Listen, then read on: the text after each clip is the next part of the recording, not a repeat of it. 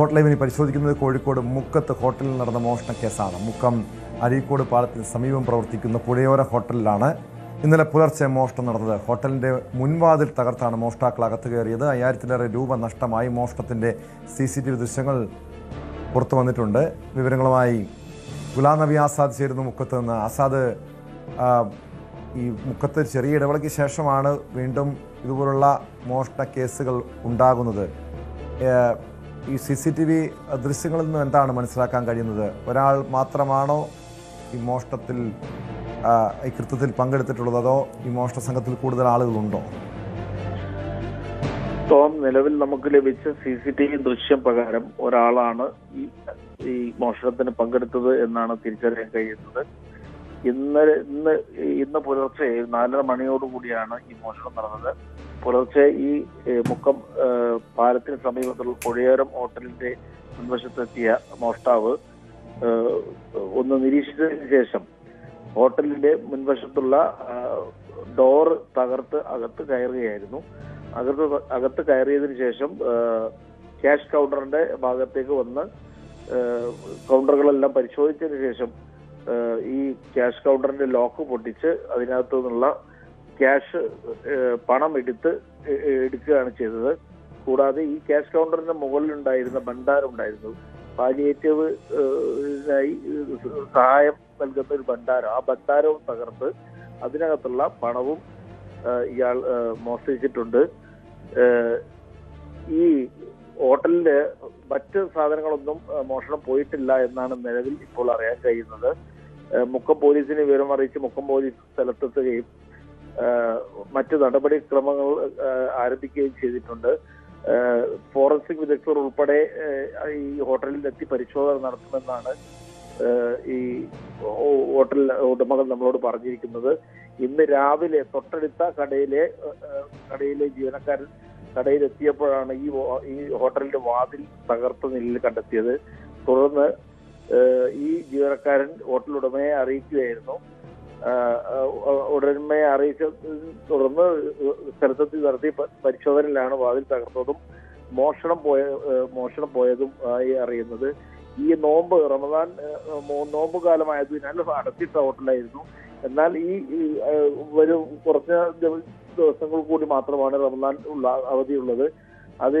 റമദാൻ അവധി കഴിഞ്ഞാൽ ഈ ഹോട്ടൽ തുറന്ന് പ്രവർത്തിക്കുന്നതിന് മുന്നോടിയായി ഹോട്ടലിൽ ചില പ്രവർത്തികൾ നടന്നു വരികയുണ്ടായിരുന്നു.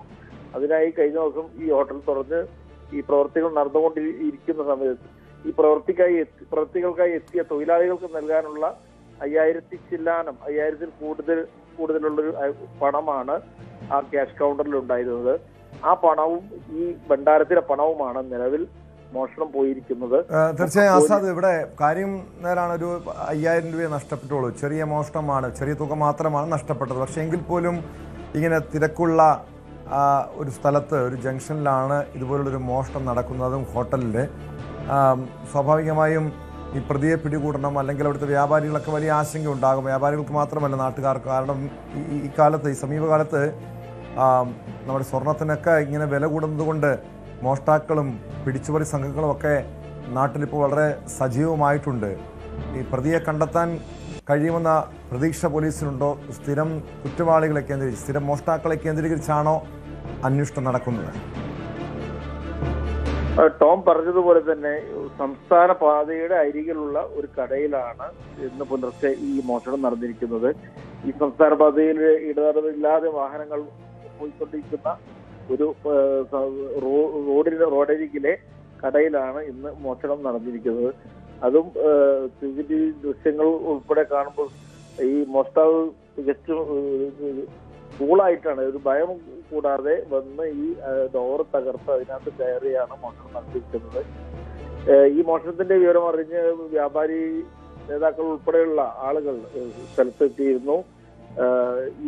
ഈ മറ്റിടങ്ങളിൽ ഇത്തരത്തിൽ മോഷണം നടന്നിട്ടുണ്ടോ എന്നുള്ള വിവരങ്ങളൊന്നും ഇതുവരെ പുറത്തു വന്നിട്ടില്ല. ഈ നേരത്തെയും മുക്കം അങ്ങാടിയിലെല്ലാം തുടർച്ചയായിട്ടുള്ള മോഷണങ്ങൾ ഉണ്ടായിരുന്നു. എന്നാൽ കുറഞ്ഞ ഒരു ഇടവേളയ്ക്ക് ശേഷം വീണ്ടും ഇപ്പോൾ മോഷണം ആവർത്തിക്കുന്ന ഒരു സാഹചര്യമാണ് ഇപ്പോൾ ഉള്ളത്. ഇത് വ്യാപാരികൾക്കും നാട്ടുകാരിലും എല്ലാം ആശങ്കയുണ്ടാക്കുന്ന ഒരു സംഗതി തന്നെയാണ്. ഇപ്പോൾ മുക്കം പോലീസ് പ്രാഥമിക പരിശോധന നടത്തിയതിനു ശേഷം ഫോറൻസിക് വിദഗ്ധർ ഉൾപ്പെടെയുള്ള ആളുകളെ എത്തിച്ച് പരിശോധന നടത്താനുള്ള നടപടിക്രമങ്ങളാണ് ആരംഭിച്ചിട്ടുള്ളത്.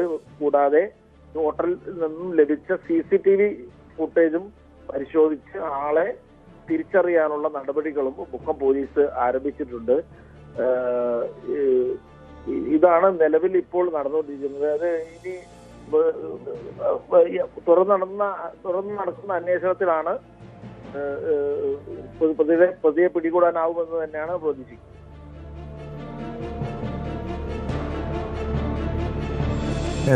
വ്യക്തമാണ്. ഗുലാം നബി ആസാദ് വിവരങ്ങൾ നൽകിയത് കോഴിക്കോട് മുക്കത്താണ്.